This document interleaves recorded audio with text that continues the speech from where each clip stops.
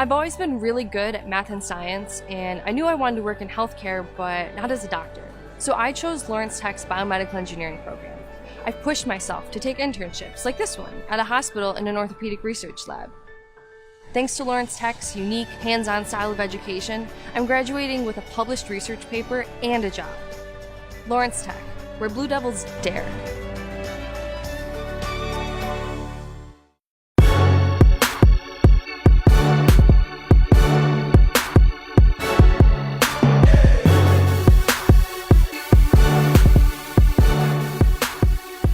Welcome inside the State Champs Sports Network studio. My name is Lorne Plant, and if you are a Michigan high school hoop fans, we hope you love this show. And it's a little bit different than the way we've done some of our digital championship editions. This is going to be kind of a highlight / HangTime podcast mashup. So what you're going to get are highlights of all 4 of the boys basketball state championship games, and in between you're going to get analysis from State Champs Zone's TJ Kelley, Scott Burnstein, and myself. It has been a crazy season. It's been a wild postseason, and it was a great finals with everything to offer. So let's get right to it, and we're going to begin in Division 4. If you look back to the start of the season, Southfield Christian may have been the defending champs, but 2 of their best players had transferred away. And then the team got off to a 2-5 start. Head coach Josh Baker got his Eagles to stretch their wings, winning 20 of their next 21. They figured it out. But Frankfort came into this contest with 21 wins of their own. They had an unbelievable Cinderella-like run through the postseason. Overtime wins in the districts and quarterfinals. Buzzer beater to win the regional title, and a 1-point win over favored Wyoming Tri-Unity Christian in the semis. Panthers in their first ever state final, and that alone was reason to celebrate. What's even more amazing is Frankfort lost all 5 starters a year before, had a first-year head coach in Dan Loney, yet here they were, the senior big man Jack Resnick and the kiss off the glass. Now Southfield Christian is deep. Contributions come from a variety of guys. Noah Recker averaged 11 points a game during this season. He's crafty, bucket. The Eagles did a phenomenal job working the ball in transition. Case in point, Dejon Humphrey doing his Magic Johnson impression. Malcolm King the beneficiary. Southfield Christian out to a 10-point advantage. Frankfort was the 4th team from the Northwest Conference to make it to a championship game in the last 3 years. Senior Will Newbold stops and pops from the top of the arc. Well done, but the Panthers down 24-12 after the opener. So many weapons for Southfield Christian. Recker wreaking havoc. He contributed 10 points to the cause. The Panthers trailed heavily but never took a possession off. Check out the junior Luke Hammond. Nice! But Frankfort trailed by 17. The Eagles shot 61% in the first half and have a talented squad coming back next year. The junior Humphrey to the rack, count it, and the contact. Game high 20 points. SC carried a 22-point lead into halftime. You just couldn't stop the Eagles. You could only hope to contain them. The senior John Sanders, the drive, gets the contested lay-in. Nice way to finish your high school career, young man. The biggest lead for Southfield Christian grew to 29. Frankfort had 1 guy in the third responsible for all of their scoring. The senior Newbold, 9 of his 17 in the third quarter from way downtown. Now, some of the Frankfort youngsters got some playing time, and any bucket energized the Panther faithful, but this was Eagle time. Humphrey with the bounce feed to a cutting Sanders. He finished with 19. Both teams didn't shoot great in the second half, but SC just wasn't going to be denied. Ramon Scruggs buries the team's 8th triple of the morning. Southfield Christian, back-to-back state champions. Frankfort falls 63-39. Eagles, 5th state title in the last 8 years. TJ Kelley here with State Champs, along with second-time state champion Dejon Humphreys from Southfield Christian. His second championship. You just talked about playing more of a major role for this team than you had, when you were a freshman or sophomore. What does this mean to you to have, a little bit of weight on your shoulders and being able to carry the Eagles? It means everything to me. Every challenge I take head on. And we lost a couple players, but I showcase like what I can do, what we all can do as a team, and just credit my teammates, man. They look at me to get going, and they got my back. If I make a mistake, they tell me keep going, and they always give me the rhythm. So it's a blessing, man. It's a blessing.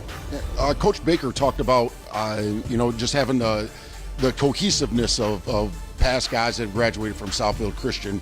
They've gone on to play in college, and when they come back, what kind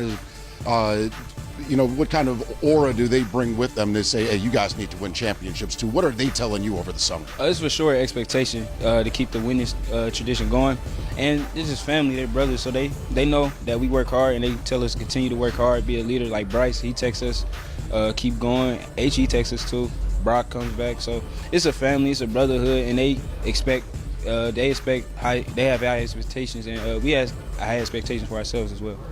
Obviously, next year, our expectations are to return to win another championship. You lose some key guys. John Sanders came up huge this year. Yeah. What are you doing as a senior next year to really make sure that, as the captain, to really bring everybody on board and say, this is what we do on 12 Mile? Just keep the leadership, man. Tell everybody the experiences that I have, and just continue to be the leader, and push everybody every day in practice and be the example. Like, I can't be slacking when I'm in practice. I got to tell everybody when they slacking to keep it going, and just keep the tradition going, man. We're going to keep it rolling. Why don't you talk about what you've done in the last 8 years for Southfield Christian and winning those 5 championships? Yeah, it's been incredible. It's just been fun. The biggest thing is just the amount of people that are involved in the program. I mean, we have my guy Tim Clark, doing video for us from the school, and you have Chris Weber making sure I can get everything in on the computer, and people taping all over the state, and 4 and 5 coaches putting in hours and hours every single week, and parents putting in hundreds of hours, and the kids putting in all kinds of extra time, and Coach Don and the admin just putting in a ton of help to make our program great. So our trainer, people don't understand how big it is and how many people help. Seems like it's almost like a part-time volunteer job, to be a high school coach. I'm on whatever level you're on, but then when you extend it to late March every year, and everyone's like, this gig isn't going to be up at the first week of March. We're going to keep on going, because I'm with Southfield Christian. Obviously, a testament to you. What are some of the things that makes people actually say, this is something I want to be a part of? Yeah, it's a great question. I think the biggest thing is they believe in our program. So you get like-minded people who say, hey, we want our young guys to a Christian education, follow after Christ, have that character. I think that's the most rewarding thing, is all of our guys from Romulus and from SCS, they're like great people. They have great work ethics and great jobs and great careers and great families, and they just, that the character and the discipline from sports is what carries over. So you get coaches who buy into that and believe in it, and then they get connected with guys. And then you can't leave because we got our 8th graders coming up, and you can't leave because you got to see Dejan through, and you got to see Noah through, and then we're going to have to see V through. So those are the things that get coaches to buy in. Sounds like a great job. Hey, very, very convincing. Hey, congratulations on another championship. See you in 2020. So, I got my start in officiating when a friend told me I should try it. At first, I just did basketball, and I got hooked. Before long, I added baseball, softball, football, and volleyball. I really enjoy giving back to the game, working with kids, and working with my local association to recruit and train new officials. I would like to say to anybody that officiating is a great way to help kids and stay connected to the game. We always need new officials. There's help wanted, just listen. It's hard for young people to get financed, and Michigan Legacy helped me get my first auto loan. For that, I'm forever grateful, and I love this credit union. At Michigan Legacy Credit Union, students are eligible to get a car loan without a cosigner. We are offering car loans to members who are 18 years or older and have not established credit yet. If you have a job, Michigan Legacy Credit Union can provide a car loan you can afford, allowing you to make your first big purchase. Go to MichiganLegacyCU.org to learn more. Start your financial future with Michigan Legacy Credit Union.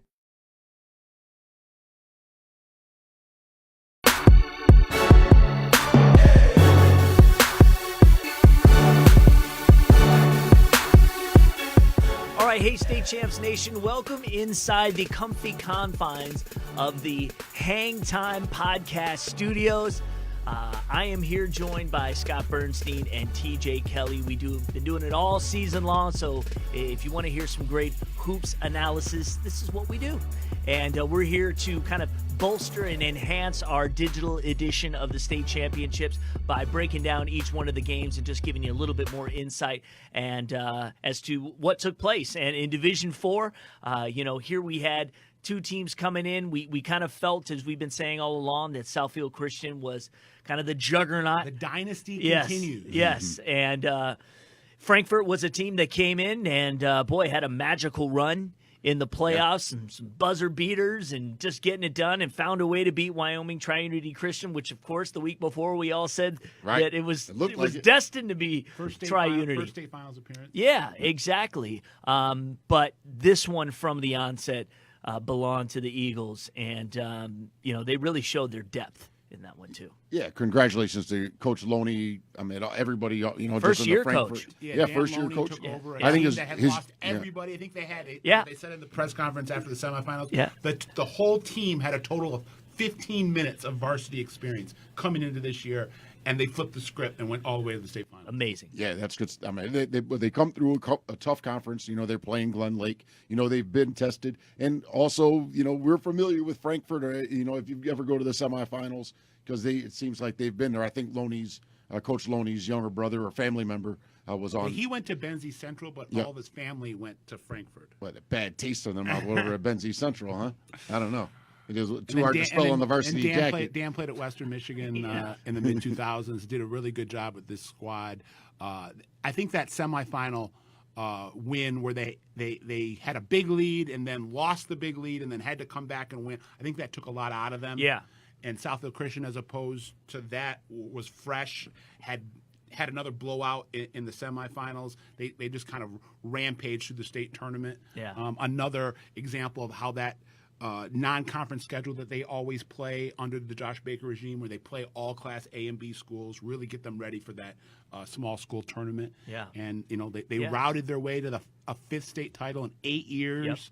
Yep. And it doesn't look like this locomotive is slowing down anytime soon. They bring back the bulk of their lineup. They bring back the heart and soul of that team in Dejan Bubba Humphrey, who's a Division I recruit. One of the most recent in a line of college recruits that are coming out of a small school program that are going to the Division I level. Yeah. Last year, the captain from their state championship team, Bryce Washington, he's playing at Penn right now and excelling. Had a fine year. Yep. So it's great to see a small school like Southfield Christian, a program like that, putting out consistently college talent, consistently winning state titles. And I think the only thing you can kind of compare this to, or at least where it's trending towards, is the East Catholic reign under Dave Souls, where they won 8 state championships in like 25 years. So this is 5 and 8. I would guess that they have a chance to get 3 more in the next decade or so, depending on if Coach Baker stays around. You think we got to get them out of that league, though? Yeah, I've been saying that they should leave the MIAC. Yeah, at the same time, I mean, what league do they go? Do they go to the Catholic League Catholic and just play in the smaller and just play in the CD or they could test fate and go play in the Central Division. Yeah, without a doubt. Well, I say that I would think that those lower. I mean, if they were able to play, Loyola, and you talk about Divine Child and being Bishop that, Foley, Bishop Foley. I mean, that's Royal still Notre Dame represented anymore. Yeah. But still at the same time, I think that they would get better competition. Nothing against the kids or anything like that. Yeah. They've only lost one league game in 8 years. That was 17 years ago, or 8 years. Yeah. I think that was I think that was either the second, third year of Baker's reign there. He got there in the 11 and 12 season. They've only lost one league game. It was by 1 point to Intercity Baptist, and it just seems like it seems like they don't just win their games. They're winning their games by 20, 30, 40 points. It's not serving anyone's best interest for them to be in that league. And right. And I looked into this game, just in seeing what they did with the semifinals, kind of rolled through there. And I think we've seen Southfield Christian sometimes, just maybe play a little bit lackadaisical and stuff like that. Oh, we're going to win this team. And they're looking at rosters and stuff like that. Or we're going to kill them on paper, blah, blah, blah, whatever. Right. They only had 7 turnovers, and that's phenomenal. NBA teams would be happy to have 7 turnovers. And so I think that was key in that they stuck to their game plan. They said, look, this is what we're going to do. They were extremely efficient. A lot of balance. A lot of balance. I mean, it was great to see so many guys. I love it. at the end of the games, you know, I mean, obviously there's a lull for one team, but the excitement for the other. But when you get to see the guys that, you know, aren't necessarily all playing all the time, or they're getting a ton of playing time, but they get to step on the court on the big stage at the Breslin Center in the state finals, and that's a memory. Obviously, this is what high school basketball, sports are about. And their defense was outstanding. I think they forced 17 turnovers or something along those lines. And we heard in the press conferences after both the semifinals and the finals, these teams that they're usually meeting at the Breslin, they don't see this type of physicality, this type of athleticism, this type of swarming full court pressure on a game in, game out basis during their regular season. So it's you can look at it on tape and you can watch it and you can analyze it and you can sit there, you know, in the film room and try to X-know it. But when you're seeing it, you know, live fire like that, it's difficult to react to and difficult to combat when you're not used to it. Man, imagine if Harlan was on that team. And and this team, and we've talked about it a little bit at length, but let's just review it real quick. This Southfield Christian team lost 2 big transfers. Caleb Hunter left to go play at UDJ and try to win a title in the Division I ranks. He was their starting point guard last year. Harlan Beverly, who was a Mr. Basketball contender, could have very easily been second in that voting to Romeo Weems, went to prep school in Florida. So, you know, they had to kind of reinvent themselves on the fly. They started the season 0-3 and then were 2-5. And then they reeled off 19 of their final 20. Their only loss in the last 2.5 months of the season was to River Rouge, who played in the Division II state championship game. Yes, no doubt. But the thing I'm really impressed by when we're talking about Bubba Humphrey, a kid that was, you know, second or, you know, not second, maybe third or fourth option last year. He had to step up, not just take on the scoring load, but take on the leadership load, and he really embraced it. A kid that has really kind of come into his own, both as a playmaker and as the straw that stirs the drink, the emotional spark plug for that team. And you look at his stat line in that state championship game, he had 20 points, 6 rebounds, 6 assists. As TJ said a couple minutes ago, just the definition of efficiency. He was kind of a microcosm of that whole team. Okay. All right. So, and again, if you want to hear more insight and analysis, we have an audio podcast that we're doing where we're talking about not just the championship game, so kind of recapping the season. So if you want to go there, you can check it out on your favorite platform. But right now, we were all fired up to see what was going to happen in the Division I game, and I think we can honestly say we were a little shocked. It lived up to the hype. But it certainly lived up to the hype. Lived up to all the hype, yeah. We'll get to that right after you check out these highlights. Say what you want to say. The game lived up to the hype. It was an instant classic. Bottom line, we got our money's worth in the Division I state championship. The storylines were intriguing. UD Jesuit, our #1 team pretty much all season long. A Cub team looking to cement their legacy as Cassius Winston and the gang did back in 2016. For Ypsilanti Lincoln, an amazing postseason run of buzzer beaters and brouhahas. First ever appearance in the state championship game. The #1 freshman in America, Imani Bates, hoping to also grab the mantle of #1 player in the state. And it would be a player who didn't even live in the mitten this time a year ago, who'd hit a shot for the ages on the state's biggest stage. In the early going, we were looking for tone setters. How about this? The 6'8" Bates going in for the lay-in, but the senior Daniel Friday sending that into the seats. Goodness! Lincoln with 22 wins this season. Contributions come from a plethora of playmakers. The senior Amari Fry from Spartan Stadium. Rail Splitters led 15-14 after 1. The Brown University recruit Friday had himself a game. Came in averaging 17 a game to the 10, and it's in. And believe this, Bates averages 30 points a game. Right back, the crossover for 2. Lincoln down 20-17. But Coach Pat Donnelly had his Cubs prepared. From the outside, the senior Jordan Montgomery, 3-ball corner pocket.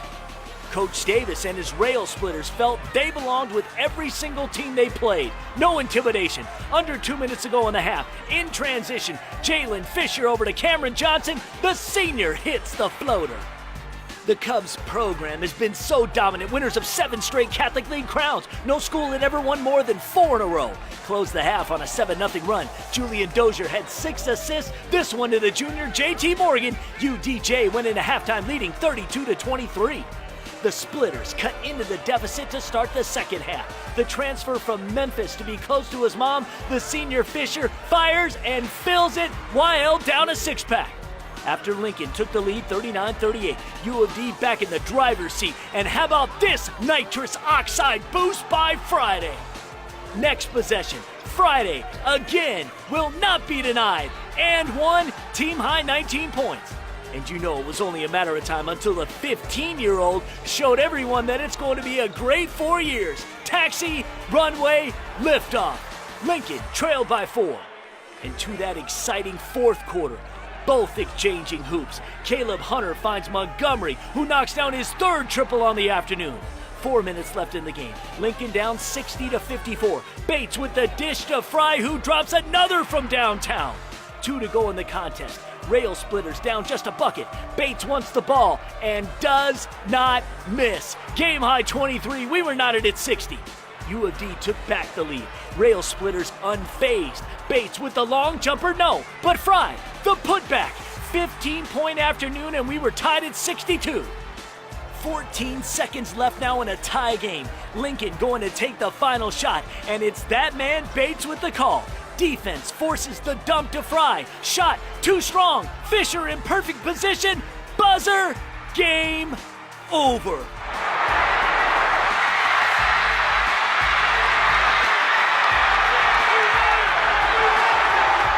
That man from Memphis wins the Division I state championship. Walk-off style. 64-62, the final. The newly crowned Division I champion, per Jalen Fisher, senior guard from Ypsilanti Lincoln. Talk about hitting that big buzzer beater to win the championship. At first, man, it's just crazy, man. Because at first it was supposed to go to Amani, but they double teamed him and they went to Amari. Amari shot the shot. I thought it was gonna go in, but it tipped off the front of the rim. Came to me, I shot it, and it went in. And all I saw was black. And I was happy for me and my team to win the state championship. How was it playing with a freshman, the attention? You know, I mean, last year you're playing in front of crowds with a couple of hundred people, to all of a sudden you're playing in, you know, thousands of fans. You know, you were 3,000 to 4,000 people in Eastern Michigan's gym. Then you go to Callahan Hall, it's sold out there. There are another 8,000, 9,000, 10,000 people here today. I mean, the big stage is the big stage. How was it playing on those stages throughout the year? It felt great. Lincoln has never had that before. We had a game at home, I think it was against Catholic. He brought out kids to where they were sitting on the baseline, they couldn't even move. It's a great environment to play in environments. I just love it all. Here with Imani Bates, superstar freshman, congratulations on winning Ypsilanti Lincoln's first basketball championship. There's been a whirlwind of you are this, you are that, you are this. When did you decide that you were going to be what you are today? You know, I just stay in the gym, work hard every day in the gym, and, you know, I just put in the work, and I get the results that I want. Great supporting cast. When you joined the team and you said, hey, we're going to make the Breslin, were there any snickers or anything like that from seniors, juniors? Because obviously you have the confidence, but this is a platform that these guys have never been on, and you've had success. How did you extend that to the rest of your teammates? You know, just every day in practice, I would compete with them. Like my coach said, you know, we just competed in practice, and I make them better every day. Because, you know, I just had to bring that competitive edge that I have. And, you know, that just helped us out a lot. Really, it really helped us.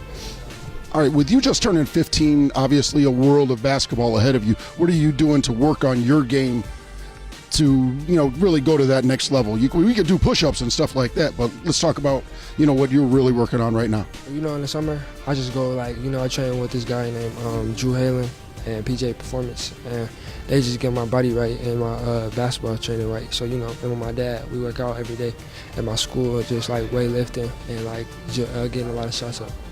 All right, one last question. Coach Davis talked about this being a surreal kind of feeling winning this championship. You alluded to you wanted to win 3 more here in the state of Michigan. What would you bring to the table in 2020, 21, and then your senior year in 2022? You know, just I'm going to bring everything I got and just get better from, you know, today and just keep learning and get better every day.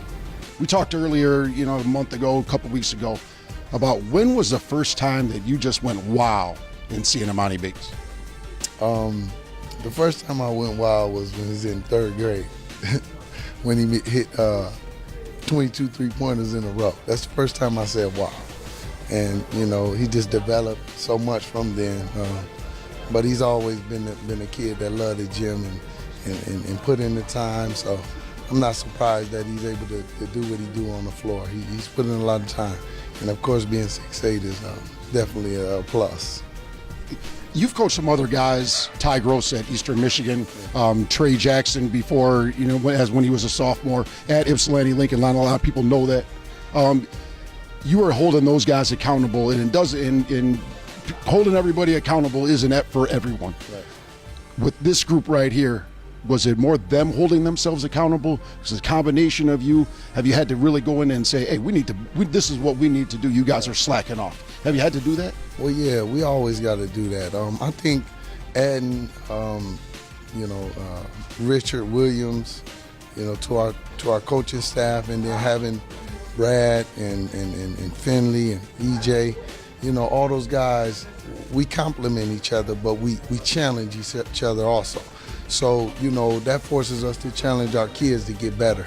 So I give it a lot to my coaching staff, and we all on the same page as far as challenging our kids to get better every day. That was one of our goals that they set, not me. They set a goal to get better every day, to win the districts and to win the state championship. They set those goals for themselves before we even played 10 games. Imani talked about winning 3 more. Are you making any schedule changes or anything, or are you just going to plan on being here for till late March for the next 3 years, through 2022? How about this? I'm just going to ride with him. If we're going to be here for the next 3 years, hey, I'm going to ride with him.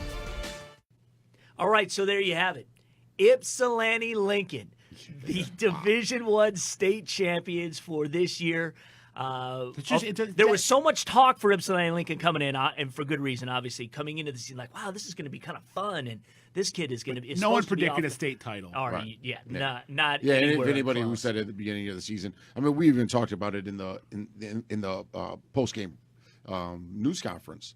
People were talking about Ann Arbor Skyline.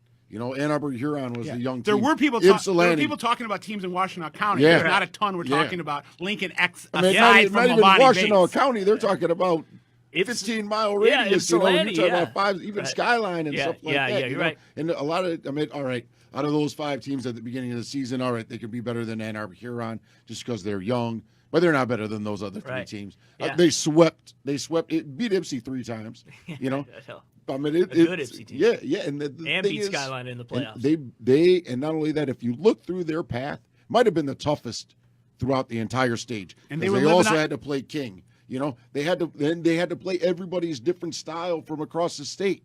They had the physical toughness with the PSL. They were living on a prayer the whole tournament. Yeah. They had 3 buzzer beaters to win a state championship, including the state finals. Hey, and that was the perfect bounce. Hey, Jalen Fisher, the Tennessee Tornado, the Memphis Mauler. Yeah, I got home on Saturday night, and I was just like, I want to watch this again. Yeah. And I was like, wow, man. It was an instant classic. Yeah, yeah. And then I got started watching, another final. But yeah, it was great to see, Jesse Davis, everything that the Rail Splitters did. I think they won a track championship or something like that, maybe 15, 20 years ago within that region. But other than that, they haven't won anything. Right. And talk about a fan base that supports their kids. I mean, they brought a couple thousand to Callahan Hall, did the same thing to Breslin Center. And all season, and really. they won a whiteouts all season. all season. And it's hats off to the Lincoln community. Perhaps, it'd be one of those things, hey, let's see who can cheer the loudest and be the best sports, and our teams will win championships. Might have a lot more referees that are signing up. And I think the Division I champion is representative of the way the season was. It was so wide open. You could never really pinpoint who was the definitive front runner. I mean, I guess you could have said U of D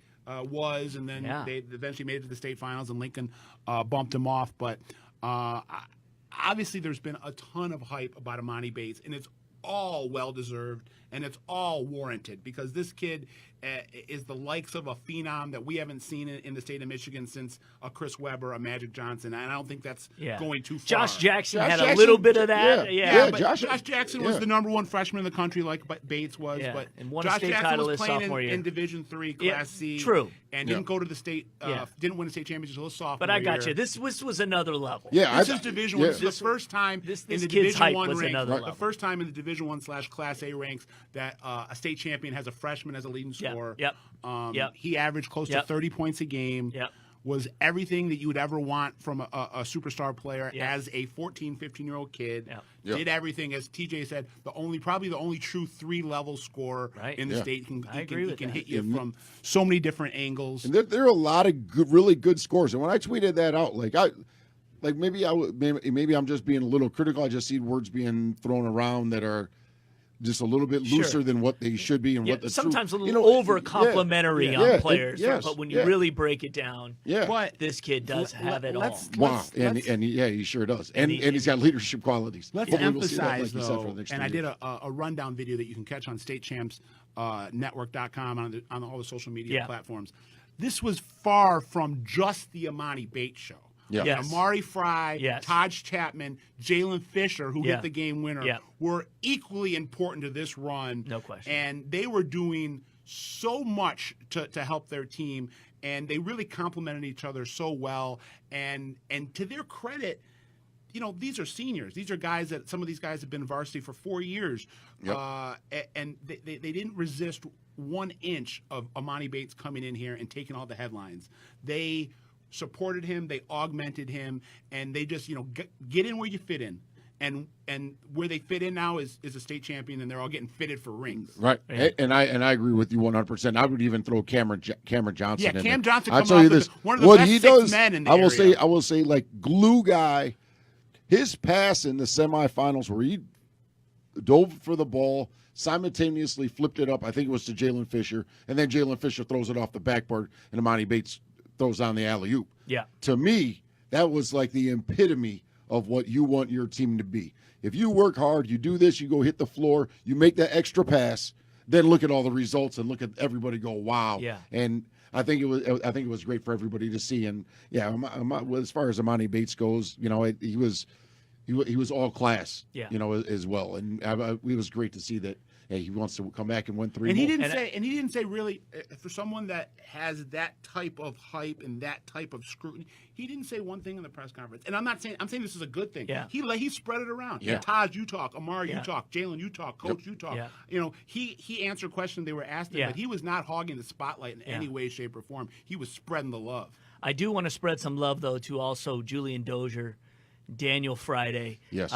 Friday, he was playing a man possessed. He was doing every could. They 19 both points, did 7 everything boards. they could. Dozier at 18, 6 They didn't lose that game. Yeah. Ypsilanti Lincoln won it. Yeah. And it was a fortunate bounce for Lincoln. The potential game-winning shot hit the back rim and bounced to, I'm sure you'll see the highlights, bounced to Jalen Fisher in the corner, and kind of in one motion he picked it up and shot it with two guys in his face. Yeah. Cold-blooded, it's nothing but net, wins the state title. It's but magic. I don't know if you're Jesuit, what you really could have done, other than saying maybe someone should have had a body on him. But But no question, a disappointing year for Pat Donnelly and for it to end that way. Because this was a team that they won. Obviously, it was state championship or bust. It was fun bust. watching the TV version and getting in the huddles as much as they did. That was really, really great. Right. We got to get some great insight and. Again, somebody's got to win, somebody's got to lose, but it just seemed like, this was UD Jesuit's year, and Ypsilanti Lincoln's time was coming. Right. It was there. And you could tell it was going to come down to the end. And Friday had a couple sequences in that game where he just took over for 2-3 minute spans. Yeah. And then Dozier hit a twisting layup through traffic to tie the game, to set up the play for the game winner for Lincoln. That was just such a tough shot, and just shows the intestinal fortitude that Julian Dozier has as a 5'9" point guard, and he's so tough. He's tough as nails, and just so intelligent, so savvy. You can say this with a lot of kids, but I'll say it with him. Yeah. If Julian Dozier was 6'2", he'd be a Big Ten recruit. Unfortunately, he's 5'9", and he's gonna have to play probably small school Division Nothing wrong I. with being vertically challenged, boy. Yeah. We see a lot of small schools Division I in the NCAA tournament coming up right now, so I could see him leading one of those squads. Right. We got some big-time scores that Marquette-Murray State game. Yeah. John Morant. Yeah. We'll kind of get deeper as to where we are in Division I. You can hear that in the audio version of the HangTime podcast, so make sure you check that out. Right now, we are moving on to, of course, what everybody was talking about at the end of the tournament, and that was the end of the Division III game. let's put that aside and just say that this was a great game as well between an upstart in Iron Mountain and the team that we had predicted for the most part was going to be able to take care of business, Pewamo Westphalia. Let's check out those highlights right now. It's always epic when two undefeated teams gather to decide who will be this year's state champion. In Division 3, battle between our third-ranked team, Pewamo Westphalia, fresh off knocking off Erie Mason, first trip to the title tilt in 5 years for 22-year coach Luke Pohl and his boys. Fourth-ranked Iron Mountain, led by longtime headman Harvey Johnson and his Mountaineers, beat the defending state champs Detroit Edison in the semis. And like the Pirates, both teams looking to hoist the state hardware for the first time in program history. It's important to remember, you need to beat 5 teams to get to the Breslin Center. Second straight year for the Pirates playing in this building. The senior Nathan Worth, Pirates out to a 7-4 lead. Pewamo once again moving the ball well in the early action. Andre Smith, the Aaron Bears, 11-7 lead. This was the first time since 1939 Iron Mountain had reached the state championship, and back then it was a UP-only bracket. Closed out the quarter on an 8-0 run. Tony Farah to Jaden Vincenzi. Victim, then victory. Mountaineers led 15-11 after the first. In the second, sophomore sensation Foster Wonders pulling up the friendly roll. Iron Mountain up 6. Now the Pirates actually only returned 2 starters from the 18-6 state semifinal squad from a year ago. Andre Smith, one of them. That's precise. But the Mountaineers would close out the half strong. Junior guard Marcus Johnson, already the school's all-time leading scorer, the steal and the layup. Iron Mountain led 26-21 into the locker room. Both teams pulling out the drivers to start the second half, playing the distance tease. Smith sinking one of his 5 triples, a 21-point afternoon. Iron Mountain answered. Wonders setting up Johnson, who knocks down a par 5 triple. He had 17 points in the game. Final stages of the third, PW back at it from the outside. Smith kicks to Aaron Bears, fires and fills it from beyond the arc. He had 15, Pirates down 40-35. We had a battle into the fourth quarter. Johnson misses the 3, Wonders for the putback and the contact. Iron Mountain leading by 6. The final stretch of this contest is what will now be talked about for decades. 20 seconds left. PW trailing 52-49. Colin Trierweiler, the drive. Pirates down 1. Iron Mountain gets the ball. Pirates pressing. Johnson breaks. Sees Tony Farah slice into the rack. Referee calls traveling. The crowd can't believe it. PW ball. 5 seconds left. Trierweiler with the rock. Iron Mountain with 2 non-shooting fouls to give. Foul called. Refs called it intentional. That's automatic free throws. Unbelievably, less than a second remaining. Trierweiler at the line under tremendous pressure. The senior drains the first one. We're tied at 52. All 6 of his points came in the last 30 seconds. The second shot cool as the other side of the pillow. Pewamo Westphalia hangs on to win Division 3. 53-52 the final. Pirates' first ever boys basketball state championship.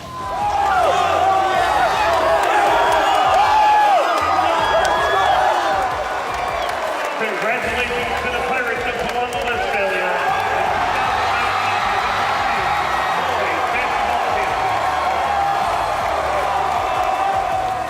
Standing here with Colin Trierweiler. You're standing at the free throw line, 2 shots to win. You get the ball back. Hey, man, it's got to be a great feeling. Why don't you talk about that? Oh, it's an unbelievable feeling. It's really a dream that you, like, as a little kid, you're sitting there like, yeah, I want to be hitting that game-winning shot, the championship game. And, you know, it's a little different from hitting a pull jump shot to win than the free throw line. A little more pressure, I believe. But it's something I practiced a lot as a little kid. I always just go out there on my driveway and just put them up, shoot them in, put them up, shoot them in. And with my injury for the 3 weeks I never practiced, Coach had me on the side, just stationary, had a guy rebound for me, and I'll just shoot 20, 30 free throws right in a row. Hey, you also talked about the success that some of the, you know, let's say this, some of the older guys, I'm not saying, you know, Nick Spitzley and those guys are barely 20 or early 20s, you know, but, you know, as you look into what you're going to mean in this group, Andre, everybody else, Beers, what does this really mean for you guys at Pewamo Westphalia? in the community? It's amazing. I don't know what else to say, really. It's just unbelievable. I really looked up to Lane Simmons, Nick Spitzley, Adam Wesley, that whole starting five, really, and that whole team. I loved watching them. We didn't miss one game that they played that year, and to be one of those guys that kids will look up to me, not literally, but they'll look up to me as a player and hopefully as a person on and off the court. All right, so Pewaukee, Westphalia, state champs. We got to talk about it, of course. This was, and for those who don't get an opportunity to know what happens immediately afterwards, these are a couple of guys who were in that post-game conference, and, I'm sure emotions were running high. Emotions were running high. What do you guys want to say on well, first, I want to give credit to Bucky Johnson, the head coach of Iron Mountain, for keeping, as much as he could, keeping his cool, being magnanimous, staying around for the medal ceremony, going to the press conference, because I'll be frank. Yes. If it was me, if this was my team, I would not have been as magnanimous. I would not have been a good sport about it. I would have pulled my team off the floor. Just said, let's I go. would have said, you guys shoot those free throws and do the medal ceremony without us. We'll let the walk-off do our talking, because, in my opinion, this was a state championship that was stolen away from Iron Mountain, unfortunately. And I think it did. I think it was a disservice to everyone, because I think, unfortunately, for Pewaukee, we should all just be talking about PW state title right now. Absolutely. And that's what you feel the worst for. And what Colin The Trueweiler kids who- did. Yeah. Because this kid didn't have a point the whole game. I He know. scored all 6 of his points in the final 30 seconds, Yeah, he was hurt. as well as duress. hitting 2 Yeah. free throws when Right. he was being Those iced huge. 3 different times to win yeah. a state championship in front of a full Breslin Center. The he entire collapsed. The You could just entire kinda tell the he was entire just so focus emotional. of the post game conference or the post game discussion should have been on what a gangbuster, unbelievable, tremendous job that Trueweiler did. But instead, we're all talking about 2 very controversial calls that, in my opinion, just you shouldn't have happened. And we've just never seen anything like this before. You know what? You Not know, back not to the back. one bad call. I mean, not one, but 2 that was Yeah. just so. You can say what you want, controversial, not bad. I mean, general controversial calls like that to end a state final. I looked at the time on the clock, and I was like, 007 will now mean 3 different things. Yeah, I Vinnie mean, Johnson. Vinnie Johnson's Shot to win game winner to win over the Bad Boys their over second Portland. straight championship. And then what it's going to mean in Iron Mountain, and what it's going to mean in Pewaukee, Westphalia. And yeah, it's unfortunate. I think that we all what we won in competition. What I love to go and watch, I love to watch close games. I never have a favorite to win. I just want a close game, no injuries, kids play hard, keeping it simple and stuff like that. I never have a horse in the race. Southfield Lathrop was closed, so we don't have to worry about that anymore. Yeah, but yeah, it was so unfortunate what you're talking about. Whether it was, we're talking to Foster Wonders and Coach Johnson, and his son Marcus Johnson, on the winners. It was podium. nice he had his son up there with him. Yeah, he had helped. Yeah, and it was. Yeah, I mean, it's got to be devastating. It's a 10-hour, 12-hour ride back. Yeah, Yeah. That dinner that Steve Mariucci paid for, was something that there were probably a lot of tears that were going through. I know. Before the 007 call, you had the traveling call, which pretty much clinched the game. Or the layup, which was waved off, had clinched the game, and it was the referee that was furthest away from the play that made that call, which was strange. And then I don't really understand. It's a 3-man team. The one guy makes the intentional foul call with 007 on the floor.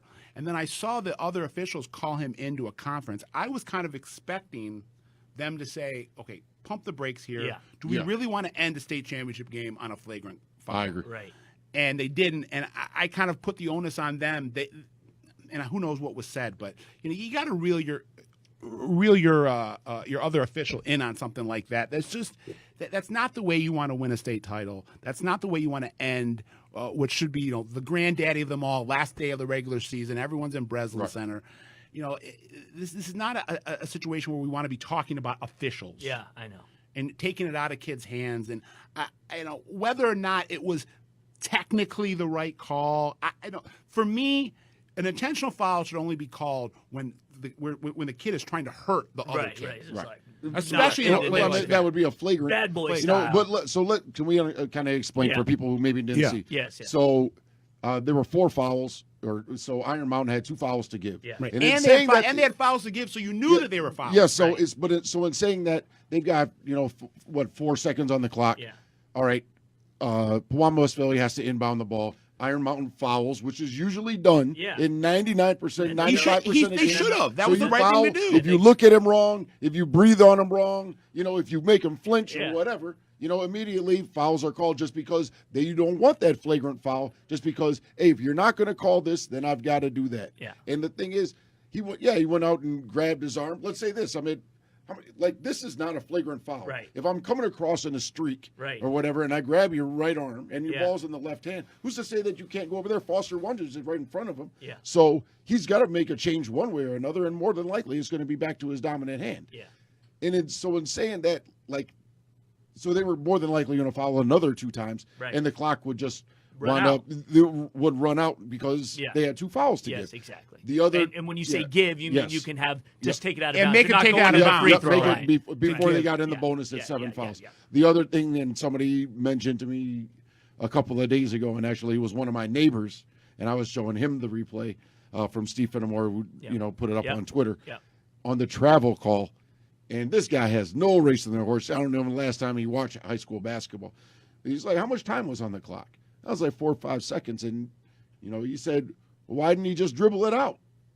And then talking about, and it is one of those things. I'm sure that more pressure doesn't need to be, and more guilt or whatever needs to happen. But at the end of the day, that wasn't a travel, or shouldn't have been called a travel.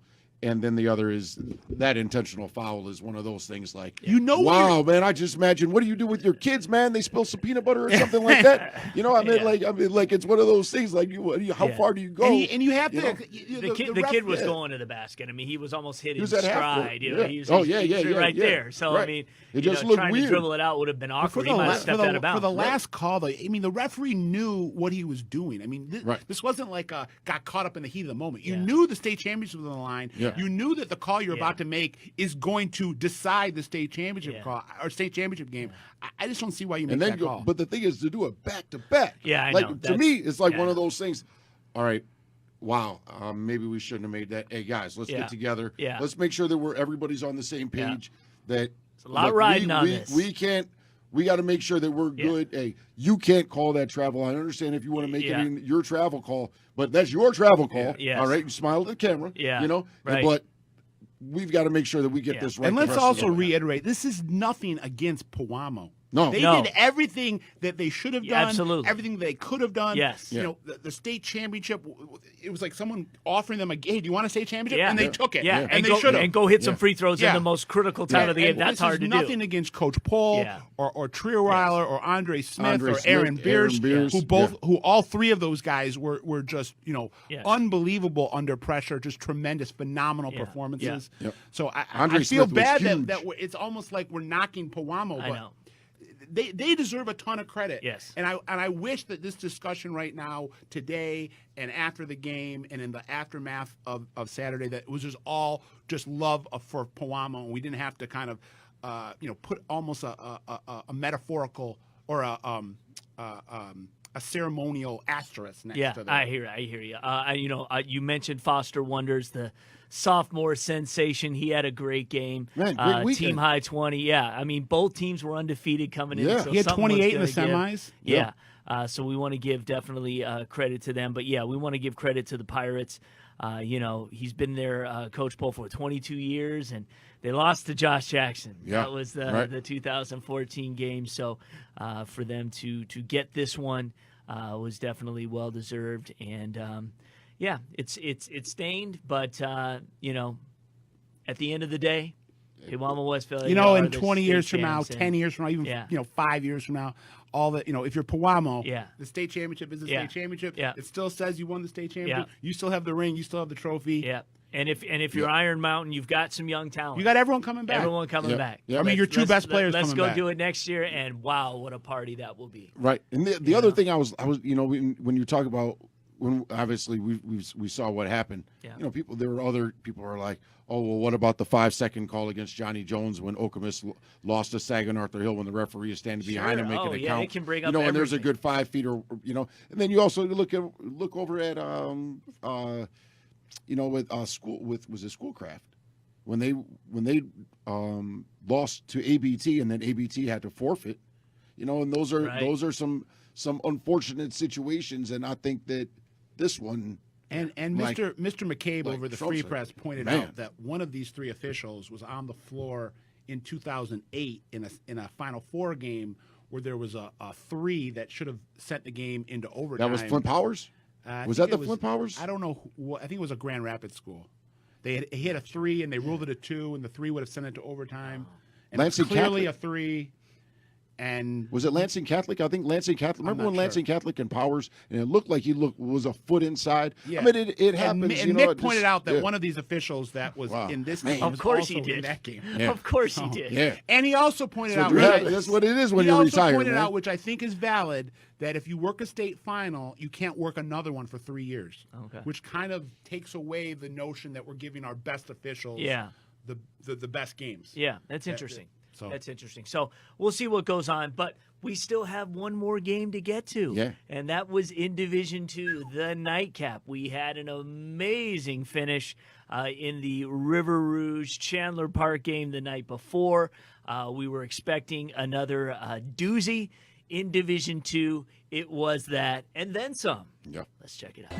The final finale of Championship Saturday at the Breslin Center, Division II. After coming up short in 2 straight trips to the state semifinals, River Rouge got over the hump Friday night with a clutch overtime win over Harper Woods Chandler Park. River Rouge, 14 state titles in their illustrious history, most ever, but it's been a minute. Their last celebration 20 years ago. The mantra coming into the championship for Hudsonville Unity Christian, let's go 3 for 3. To be clear, this was their first trip to the state championship game since 1973, but the fall soccer team and the football team already state champs in 2018-2019. Now it was the Hoopsters' turn. Now, Coach Lamonte Stone guided River Rouge to back-to-back state titles in 1989 and 1990. Coach College for several years, came back just before the start of the season after Mark White left, and it's been all good. The senior Braylon Tony the steal, then finishes with the hook shot. Panthers an early advantage. 48-4 record over the past 2 seasons. Panthers forced 23 turnovers. Legend Jeter to Nigel Colvin. He hit the triple to send the game to OT in the semis. The senior finished in double figures in this one with 15. The Crusaders are the definition of a team flying under the radar all season, let alone the tournament, where earlier they knocked off #1 Benton Harbor. Their best player, TJ Van Covering, receives the pill inside, bank off the window. Unity continuing to work around the horn. Grant Balser hits from three-point country. Crusaders trailed 17-14 after the opening quarter.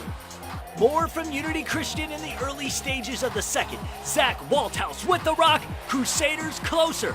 Panthers respond. Micah Parrish sees Geeter in the post. He's dangerous underneath the basket. Back and forth second quarter. Noah Wiswery for Unity. The baseline drive left. We were knotted at 28 at the break. Crusaders on a 21-game winning streak, 10-2 run to start the second half. Van Covering finds Ryan Takins, hits one of his 2 from behind the long line. The senior at 10.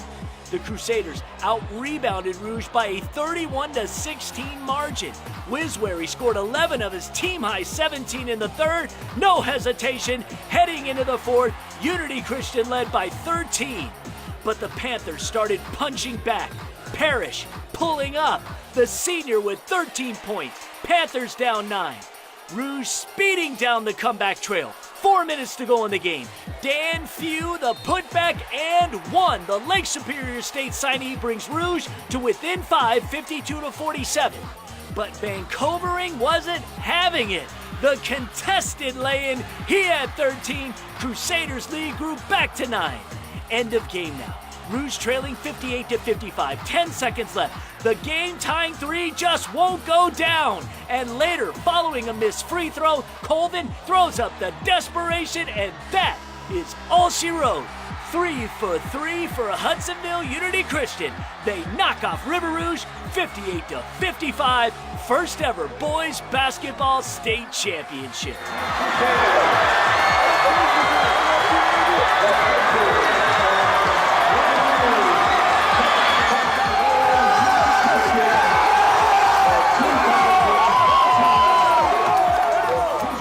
Back with state champs here with Noah Wisry.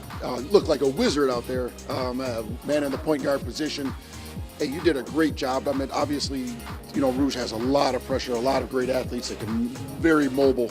What was the key to just moving the ball around and making sure your guys were in the situations to score? Yeah, I just think we got a lot of points in transition, and we got open on the three-point line. Ryan hit a lot of threes. We got in the paint good, and I mean, we had a ton of turnovers, but the rebounds we had evened out with that, so that was big. In looking forward, when we talked about this in the post-game press with everybody else, you're winning on a championship football team and then being able to bring that over to the basketball side. I mean, you're riding a great wave. What's next in the spring? More championships? I hope so. Let's see what we can do. You play in any other sports in the spring? I do. I play baseball. Baseball? Yeah. All right. We'll look forward to Hudsonville Unity Christian. Kalamazoo, you guys playing, was that championship? Battle Creek, maybe. All right. But, hey, we look forward to seeing you, and congratulations on your championship. You've won championships before. You've been able to feel that. What is it to bring to the boys' side for Hudsonville Unity Christian? Oh, it means a lot. It really does. We had talked, as we progressed through the tournament, we talked how important and how much fun it would be to win a state championship after the soccer and football one. And I thought, for our fans have waited a long time. There's a long time revenge, because we got actually beat by Benton Harbor in 1963 in the finals. And now we come back, 50-some years later and get an revenge on that one. So that was pretty nice. Looking into the future in 2020, how's the JV squad and any returning guys that, they will play key factors in next season? Yeah, I mean, have a whole lot of time to think about. We had a nice JV club, though. I think they went 15-5 this year. But I'll be honest, we're going to miss these seniors. Saying goodbye to these guys is going to be pretty difficult. But we do have some good younger classmen, and they contributed tonight as well. So they got a taste of it. So that always helps if you get a little bit of a taste. Hey, congratulations on a great experience for the community, and see you soon. Thank you. Hey, take care. Thank you. Congratulations. Yep. So it's no surprise that we have the final state finals boys basketball championship be a total surprise and be a shocker, which for me it was a shocker. But this whole, sleeper. But I mean, this whole, and again, I slept on Unity Christian. I'll be the first to admit it. In fact, I said it in the highlights last Sunday that I think I slept on Unity Christian. I thought it was a foregone conclusion that River Rouge was taking number 15. Yeah, I mean, I thought when they got together with Grand Rapids South Christian in the quarters, I was like, well, it was a great run, but, South Christian won the last one. They'll probably find it, little did I know they won by like 40 or whatever it was. But Unity Christian was a team on a mission. And granted, River Rouge was coming off a big high of what they'd done the night before.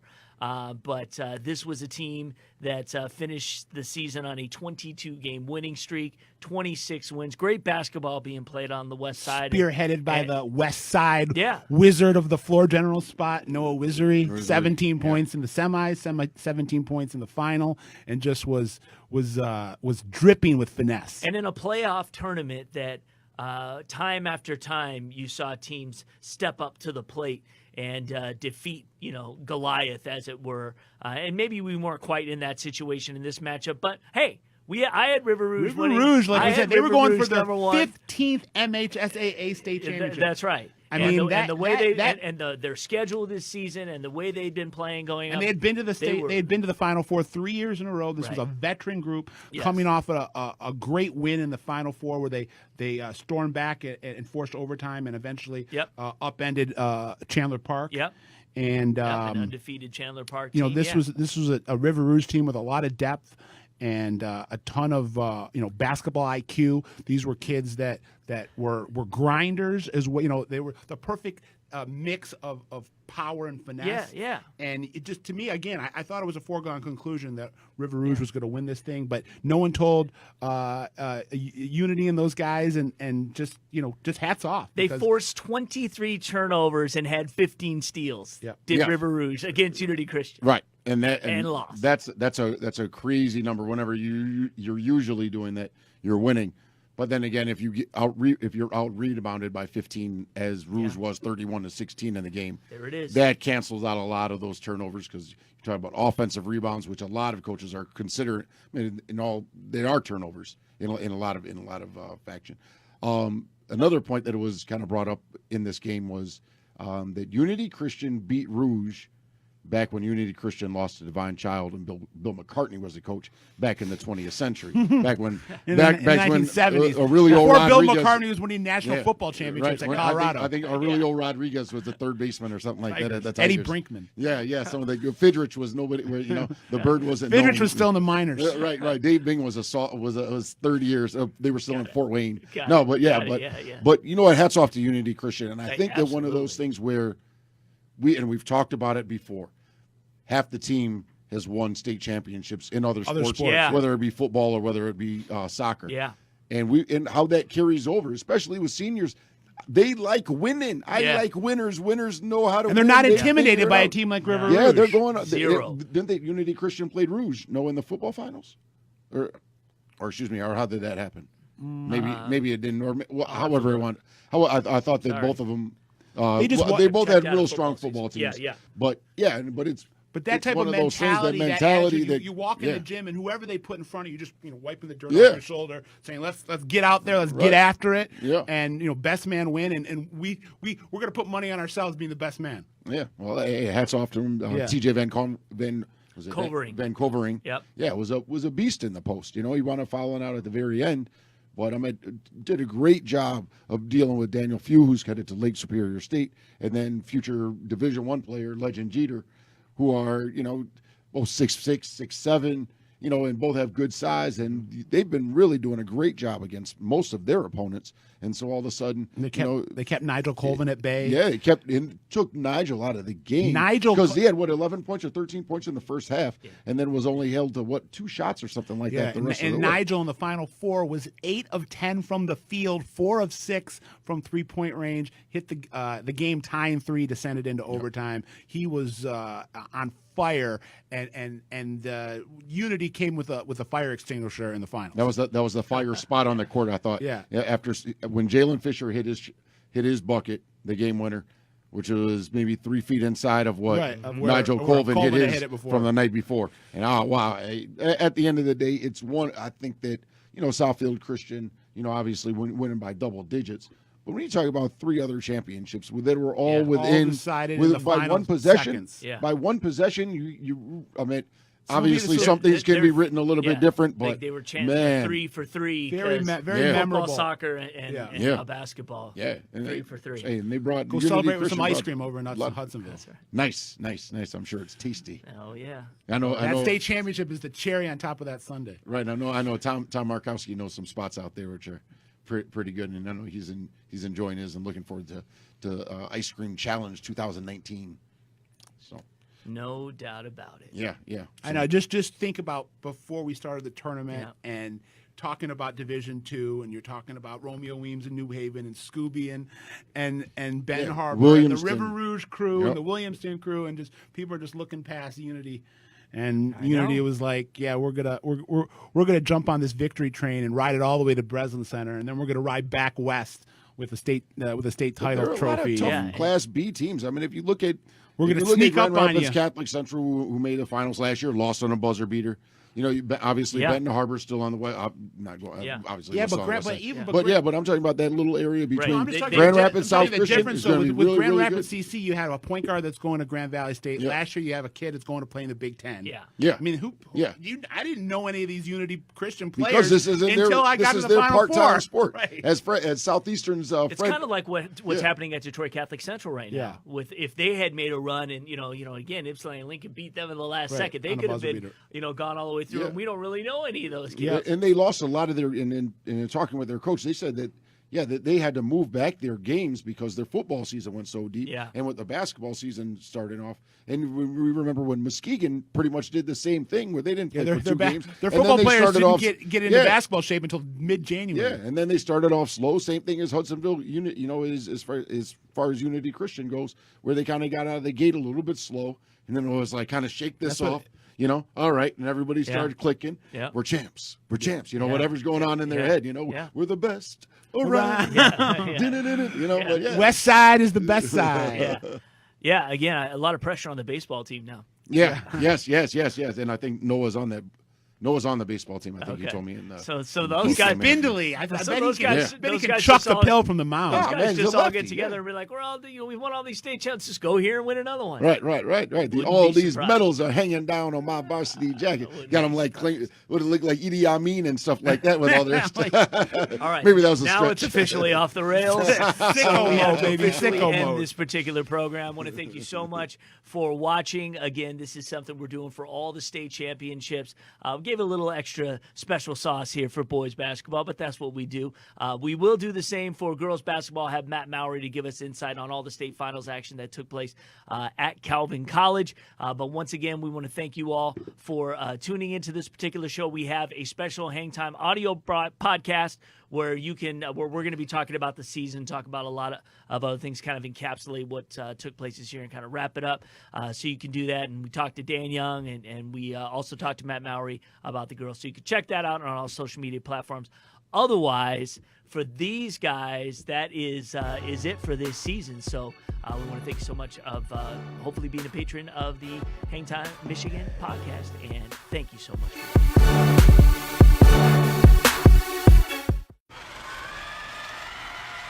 We're getting reports that you have over 40,000 flavor combinations. That's right. May I examine one, ma'am?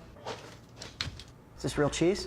100% real mozzarella, officer. Explain this dough. Made fresh daily. I'm gonna have to confiscate this as evidence. Aren't you a mall cop? All units, someone's in the fountain.